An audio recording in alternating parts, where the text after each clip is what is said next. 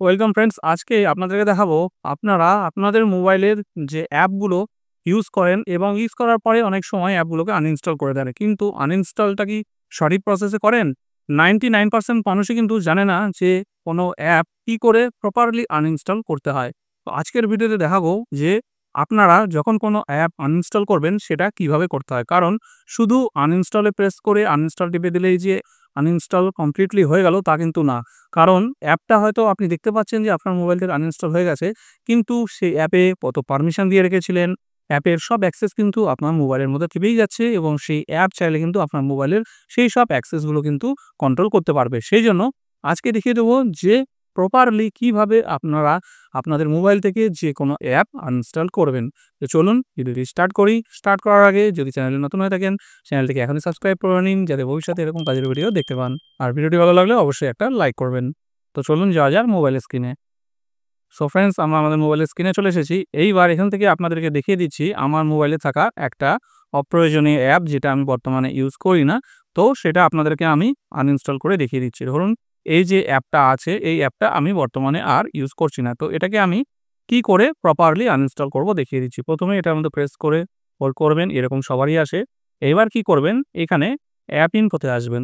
App ইনফোতে আসার পরে আপনারা যেকোনো অ্যাপেই কিন্তু অনেক পারমিশন দিতে হয়, অনেক সময় অটোমেটিক সেই পারমিশনগুলো নিয়ে নেয়। তো আপনাদেরকে প্রথমে কি করতে হবে, একটু উপরে তুলবেন, এখানে পারমিশনস বা আদার পারমিশনস, ঠিক আছে, এখানে এই অপশনগুলো পাবেন। তো এই অ্যাপ পারমিশনসে টাচ করব। টাচ করলে আমরা দেখতে পাবো যে এই অ্যাপে আমরা কি পারমিশনস দিয়ে রেখেছি। দেখুন এখানে কিন্তু 4টে দেখাচ্ছে: camera, contacts, file and media, microphone. এই সব অ্যাক্সেস কিন্তু আমি যদি এগুলোকে ডিনাই না করে আনইনস্টল করে দিই, এগুলো কিন্তু তার মধ্যে থেকেই যেত। সেই জন্য এগুলোকে কিন্তু আনইনস্টল করার আগে অবশ্যই এই পারমিশনগুলোকে কিন্তু ডিলিট করে দিতে হবে, ঠিক আছে? আমরা কি করব, যেগুলোকে অ্যালাউ করা আছে সেগুলোর মধ্যে টাচ করব, টাচ করে ডিনাই করে দেবো, ঠিক আছে? প্রত্যেকটাই এভাবে কিন্তু টাচ করে ডিনাই করে দেবো, ঠিক আছে?